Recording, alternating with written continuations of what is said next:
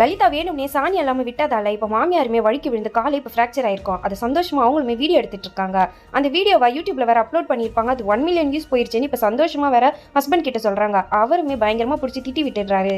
முத்து இருந்த ட்ரஸ்ட்டை இப்போ ஒரு காலேஜ் பிரின்சிபல் தான் டேக் ஓவர் பண்ணியிருப்பாங்க. அவங்க கிட்ட முத்துவை பத்தி எஸ்ஐயுமே விசாரிக்கிறாரு. ஆக்சுவலா முத்து வந்து ரொம்ப நல்லவன், ஆனா வாழ்க்கையில ரொம்பவே கஷ்டப்பட்டுட்டான்னு சொல்றாங்க. சிவையேட்டான் கூட முத்துவுமே கேரளாக்கு வந்து இந்த ட்ரஸ்ட்டை பார்த்துட்டு இருந்திருப்பாரு. அப்ப சிந்துங்கிற பொண்ணுமே இங்க புதுசா வேலைக்கு சேர்ந்திருப்பாங்க. அங்க ஒரு குட்டி பொண்ணு சாப்பிடாம இருக்கா. சிந்து தான் சமாதானப்படுத்தி சாப்பாடுல ஊட்டி விடுறாங்க.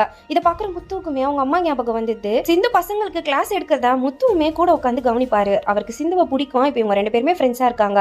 ஒரு நாள் சிந்துவை பொண்ணு பார்க்கறதுக்காக மாப்பிள்ளை வீட்டுல இருந்து வருவாங்க. சிந்துவுமே முத்துவா வீட்டுக்கு வர சொல்லி கூப்பிட்டுருப்பாங்க. அவருமே கேஷுவலா வராரு. ஆனா அங்க சிந்துவுமே மாப்பிள்ளை கிட்ட எனக்கு முத்துவா தான் பிடிச்சிருக்கு, நான் அவரை தான் கல்யாணம் பண்ணிக்க போறேன்னு சொல்றாங்க. இதை கேட்ட அந்த மாப்பிள்ளையுமே முத்துக்கு விஷயம்லாம் சொல்லிட்டு போறாரு. ஆனா இந்த விஷயம் முத்துவுக்கே தெரியாது, அவருக்கே அப்பதான் தெரியும். அதுக்கப்புறம் அவருமே சிந்துவை லவ் பண்ண ஆரம்பிச்சிருவாரு. ட்ரஸ்ட்ல அன்னைக்கு ஆனுவல் டே ஃபங்க்ஷன் நடந்திருக்கும். முத்துவும் சிந்து அங்க இருக்க பசங்களுக்கு மேக்கப்லாம் போட்டு விட்டுருப்பாங்க.